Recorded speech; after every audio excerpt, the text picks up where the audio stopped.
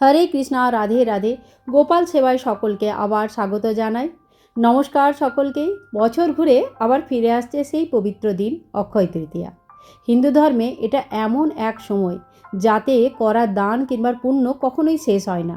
অনেকেই ভাবেন অক্ষয় তৃতীয়া মানে রাশি রাশি সোনা কেনা, নাকি এর পিছনে লুকিয়ে আছে আরও অনেক গভীর রহস্য। আজকের এই ভিডিওতে আমি আপনাদের জানাবো 2026 সালে অক্ষয় তৃতীয়ার শুভ মুহূর্ত কী, এমন তিনটি সাধারণ জিনিস যার জন্য প্রচুর টাকা খরচা করার প্রয়োজন হবে না, যা কেবলমাত্র 5 টাকা খরচ করলেই হয়তো কেনা সম্ভব। আর তাতে অক্ষয় পূর্ণ লাভের সাথে সাথে মাতা লক্ষ্মীর আশীর্বাদও অনেক অনেক পাওয়া যাবে। সাথে থাকছে 5টা এমন জিনিস যেটা ভুল করেও কিন্তু এদিন কেনা উচিত নয়, যাতে ঘরে অশুভ শক্তির বাস বেড়ে যায়। চলুন শুরু করা যাক ভিডিওটি। তো বন্ধুরা, অক্ষয় তৃতীয়া এত স্পেশাল কেন? শাস্ত্রে এটাকে সর্বসিদ্ধি মুহূর্ত বলা হয়, অর্থাৎ এই দিনে কোনো রকম শুভ কাজ করার জন্য আলাদা করে পঞ্জিকা দেখার প্রয়োজন নেই, পুরোহিতকে জিজ্ঞেস করারও প্রয়োজন হয় না, ব্রাহ্মণ আদির মতামত নেবারও প্রয়োজন হয় না। এই সময় এই দিন কোনো নতুন জিনিস যদি শুরু করতে চান, নিজের বাড়ি ঘর তৈরি করা, ব্যবসা শুরু করা, আর কোনো রকম ভালো জিনিস ভালো কাজ এই দিন যদি শুরু করেন, তা অত্যন্ত শুভ বলে মনে করা হয়। পুরাণ অনুযায়ী এই দিনেই ত্রেতা যুগের সূচনা হয়েছিল এবং ভগবান বিষ্ণুর ষষ্ঠ অবতার পরশুরামের জন্ম হয়েছিল। গঙ্গা অবতরণ মনে করা হয় এই পুণ্যতিথিতেই মা গঙ্গা স্বর্গ থেকে মর্তে নেমে এসেছিলেন। মহর্ষি বেদব্যাস এই দিনেই গণেশ ভগবানকে দিয়ে মহাভারত লেখাবার কাজ শুরু করিয়েছিলেন। সহজ কথায় এটা কোনো এক জিনিস শুরু করার জন্য, ব্যবসা বা নতুন কাজ শুরু করার জন্য শ্রেষ্ঠ দিন সবসময়তেই। এবার আসুক জেনে নেওয়া যাক যে ঘরে কি কি কিনলে সুখ সমৃদ্ধি ফিরে আসে। প্রথমে 3টি জিনিসের নাম বলছি, যা অত্যন্ত সস্তায় বাজারে আপনারা পেয়ে যাবেন। সোনা রূপো মণিমুক্ত কেনার যদি সামর্থ্য না থাকে, তাহলে প্রথমে এই 3টি জিনিস নোট করে নিন। তারপরে কি কি ভালো জিনিস কেনা যেতে পারে তার লিস্ট তো আছেই। ঠিক আছে, চলুন শুরু করা যাক। সোনা কেনা তো শুভ, ঠিক কথাই, কিন্তু সোনা ছাড়া কোন 3টি জিনিস আছে যা অক্ষয় ফল দেয়? সব থেকে প্রথমে আসছে জব। শাস্ত্রে জবকে সোনার সমান বলে পবিত্র মনে করা হয়। এমনি যদি এক মুঠো জব মাতা লক্ষ্মীর চরণের অর্পণ করে দেওয়া হয়, তাহলে সারা বছর আপনাদের ঘরে ধনধান্যের কোনো দিন অভাব হবে না, খাবার দাবারের কোনো দিন কম হবে না। মাটির কলসি, এক তো গরমের সময় মাটির কলসি এমনিতেই সকলেই কেনে, আর মাটির জিনিস মাতা লক্ষ্মীর অত্যন্ত প্রিয়। অত্যন্ত গুরুত্বপূর্ণ একটা বাস্তু টিপসও রয়েছে। অক্ষয় তৃতীয়ার দিনে যদি নতুন একটি মাটির কলসি নিয়ে আসা যায়, তাতে জল ভরে সামান্য গঙ্গা জল দিয়ে পুজো করে ঘরের উত্তর পূর্ব কোণে বা পুজোর ঘরে, মানে যেটা নর্থ ইস্ট কর্নার বলা হয়, সেখানে যদি এই জল ভরার কলসটি রেখে দেওয়া হয়, তাহলে ঘরের সকল প্রকার অশান্তি, দুঃখ, কষ্ট ঘর থেকে বিদায় নেয়।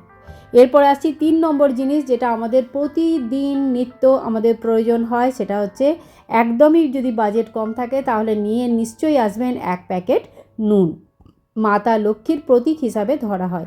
এই নুন দিয়ে ওই দিন রান্না করুন। সামান্য নুন একটা কোণে রেখে দিলে নেতিবাচক যে শক্তি বা নজরদোষ যদি থেকে থাকে তা দূর হয়ে যায়। এবারে জানা যাক যে 5টা এমন কি জিনিস আছে যেটা কেনা অত্যন্ত অশুভ এবং এগুলি আমাদের কেনা উচিত নয়। তো পুজোর আনন্দ আর কেনাকাটার ঝোঁকে অনেক সময়তেই আমরা কিছু কিছু জিনিস দেখি যেটা আমাদের চোখকে আকর্ষণ করে, এবং আজকাল তো কাঁচের এত সুন্দর সুন্দর জিনিস হয় যে দেখলেই কিনে নিই মনে হয়। কিন্তু কোনো কোনো জিনিস এমন থাকে যেগুলো অক্ষয় তৃতীয়ার দিনে অন্তত কেনা উচিত নয়। যদি খুবই পছন্দ হয়ে থাকে তাহলে আগে বা পরে অন্য সময় কিনতে পারেন। প্রথম হচ্ছে লোহার বস্তু। অক্ষয় তৃতীয়ার দিন লোহা বা লোহার বাসন অশুভ বলে মনে করা হয়। ছুরি, কাঁচি ইত্যাদি ধারালো জিনিসপত্র কেনা হয় না। এই ধরনের জিনিস কিনলে যে সম্পর্কের মধ্যেও তিক্ততা আসে, তার সাথে সাথে অনেক কিছু অশুভ বলেও মনে করা হয়। প্লাস্টিক অথবা কাঁচ, এক্ষুনি আমি বললাম অনেক কিছু শৌখিন জিনিস যা প্লাস্টিক অথবা কাঁচের তৈরি, কিন্তু এই জিনিসগুলো পবিত্র জিনিস নয়। তাই অক্ষয় তৃতীয়ার জন্য স্পেশালি এই জিনিসগুলোকে কেনা একটু অ্যাভয়েড করলেই বেটার হয়। এছাড়া যখন আমরা অক্ষয় তৃতীয়াতে অনেকেই নতুন পোশাক বস্ত্র আদি কিনে থাকি, কিন্তু এই দিন কালো বস্ত্র কেনা উচিত নয়। যদি সম্ভব হয় লাল অথবা হলুদ রঙের বস্ত্র যদি কিনতে পারেন তাহলে সত্যিই খুব ভালো হয়, অথবা এই দিন সাদা রঙেরও বস্ত্র কেনা যেতে পারে। ঠিক আছে, তো যেটা অ্যাভয়েড করতে হবে সেটা হচ্ছে কালো রঙের বস্ত্র। আর তার সাথে সাথে আমিষ খাবার কিন্তু এই দিনকে একটু অ্যাভয়েড করাটাই ভালো, কেননা পেঁয়াজ রসুন আমিষ খাবার এসব দিয়ে তো আর পুজো পাশার দিনে এসব জিনিস তো ভালো লাগে না। কেননা যেদিন আমরা কোনো উৎসব অনুষ্ঠান করি, বাড়িতে পুজো পাশা করি, সেদিনকে যে ভোগ রান্না হয়, ঠাকুরকে আমরা ভোগ দিই, সারা দিন একটা সুন্দর কীর্তন ভজন নাম জপের মধ্যে দিয়ে বের করতে পারলে সারা দিন আমরা এই দিনটাকে মনে রাখি, ঠিক না? তো এই দিনকে যদি আমিষ হয়ে যায় তাহলে কিন্তু দুটো জিনিস একসঙ্গে গণ্ডগোল হয়ে যায়, আর কোনো জিনিসটাই ভালোভাবে মানিয়ে নেওয়া সম্ভব হয় না। তাই জন্য এই জিনিসটাকে একদমই যদি অ্যাভয়েড করতে পারেন তাহলে খুবই ভালো। এরপরে দেখুন অক্ষয় তৃতীয়াতে কি কি জিনিস কেনা খুবই ভালো, তো সেই জিনিসগুলো নিয়ে এবার আমরা আলোচনা করে নিই। তো সবথেকে প্রথমেই যেটা আসে সেটা হচ্ছে সোনা বা রূপো। সাধ্য মতন সোনা বা রূপো যদি কিনতে পারেন, একটি মুদ্রা কিনতে পারেন তাহলে তো খুবই ভালো। তবে আজকাল যা দাম হয়েছে তাতে কিনতে পারাটা কিন্তু এতটা সহজ নয়। যাই হোক, যদি কারো যাদের সামর্থ্য আছে তারা নিশ্চয়ই কিনবেন, সোনা রূপো ইত্যাদি কিনতে পারেন। আগেই বলেছি জব কতটা সোনার সমান ফল দেয়, তাহলে জব কিনতে পারেন। মাটির কলসি একটি ছোট বড় যে কোনো সাইজের নিয়ে আসতে পারেন। আর আপনাদের যদি সেবিত লাড্ডু গোপাল বা নাড়ু গোপালের সেবা রয়েছে তাহলে তার জন্য একটি ছোট্ট হাঁড়ি নিয়ে আসবেন, তাতে জল দেবেন। পুরো বৈশাখ মাসে তাতেই জল ভোগ লাগাবেন, খুবই ভালো জিনিস। নুনের কথা আমি আগেই বলেছি। এছাড়াও রয়েছে লক্ষ্মী গণেশের মূর্তি। তো লক্ষ্মী গণেশের মূর্তি স্থাপন করে আজ থেকে পুজো করতে পারেন বাড়িতে। যদি না থাকে, যদি থাকে তাহলে নতুন করে কেনার প্রয়োজন হবে না। যদি আপনারা প্ল্যান করছেন যে বাড়িতে লক্ষ্মী গণেশের মূর্তি নেই, রূপোর মূর্তি অথবা কোনো ধাতুর মূর্তি কিনতে চান, তাহলে আজকের দিনে লক্ষ্মী গণেশের মূর্তি বা ছবি কেনা, তা স্থাপন করা আর পুরো বছর তার পুজো পাঠ করা অত্যন্ত শ্রেষ্ঠ বলে মনে করা হয়েছে। এছাড়া মাতা লক্ষ্মীর প্রিয় কড়ি বা যেটা কমলগাট্টা বলে, যেটাকে কমলের পদ্মফুলের বীজ বলে, অনেকে যারা বাইরে থাকেন, ভারতের অন্যান্য প্রদেশে থাকেন, তারা কমলগাট্টা বলবেন এটাকে। আমিও বেশিরভাগ সময় ভারতের বাইরেই থাকি, তাই আমি কমলগাট্টা নামেই এটাকে জানি। এটাকে পদ্মফুলের বীজ নামেও পরিচিত, ঠিক আছে? এছাড়া কড়ি, গোমতী চক্র, এই জিনিসগুলো যেগুলো মাতা লক্ষ্মীর খুব প্রিয়, এই জিনিসগুলো কিনতে পারেন। তার সাথে দক্ষিণাবর্তী শঙ্খ, জলশঙ্খ এগুলো কেনা যেতে পারে। এছাড়া কিছু নতুন বস্ত্রও কেনা যেতে পারে, তবে অ্যাভয়েড করবেন নীল, কালো, কোনো গাঢ় এই ধরনের ব্ল্যাকিশ কালার, ডার্ক ব্রাউন এই ধরনের কোনো ব্ল্যাকিশ কালার কিনতে বারণ করা হয়। সাধারণত লাল, হলুদ, সবুজ, গোলাপি কোনো শুভ কালার নিতে বলা হয়। তাহলে অক্ষয় তৃতীয়ার দিনে কী কী কিনবো, কী কী কিনবো না, এই সমস্ত জিনিসগুলো আজকে আমরা জানতে পেরেছি।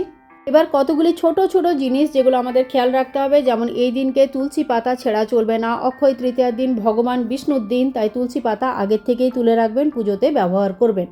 বাড়ির প্রবেশদ্বার সুন্দর সাজিয়ে রাখবেন, দরকার হলে আম পাতা বা অশোক পাতা দিয়ে বন্দরবার বা বাড়ির বাইরে টাঙিয়ে রাখতে পারেন। আর বাড়ির বাইরে যদি আলপনা দিতে পারেন তাহলে সেটা খুবই শুভ হয়। সকাল এবং বিকেলে দুই সময়তেই, সন্ধ্যেবেলায় যেমন সন্ধ্যা আরতির সময় আর ভোরবেলায় পুজোর সময়, দুটি প্রদীপ যদি বাড়ির বাইরে জ্বালিয়ে দিতে পারেন চৌকাঠে, তাহলে সেটা অত্যন্ত শুভ বলে মনে করা হয়।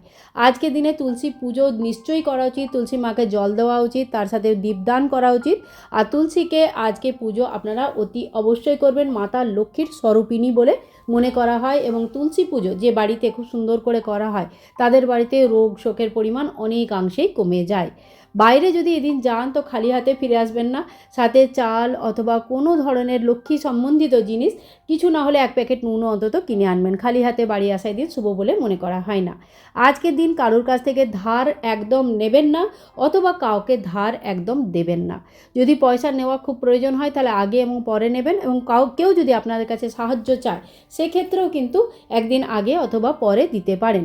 কিন্তু অক্ষয় তৃতীয়ার দিনে দান করার অত্যন্ত মাহাত্ম্য আছে, তাই দান করার মতন সামর্থ্য যাতে ভগবান আপনাকে দেয়, সেই ভগবানের কাছে আর্জি করে, সংকল্প করে যে হে ভগবান, প্রতি বছর আমার মধ্যে যেন দান করার ক্ষমতা আরও অনেক বেড়ে যায়। এই ভেবে অক্ষয় তৃতীয়ার দিনে আমাদের কোনো মন্দিরে, কোনো প্রয়োজনীয় যাদের প্রয়োজন আছে এই ধরনের কোনো ব্যক্তিকে দান করা অত্যন্ত শুভ বলে মনে করা হয়। তো আজকের এই ভিডিওতে অক্ষয় তৃতীয়া সম্বন্ধে অনেক কিছু আমরা জানলাম। ভিডিওটি যদি পছন্দ হয়েছে তাহলে অনেক অনেক শেয়ার করবেন, এতে আরও অনেকের উপকার হবে।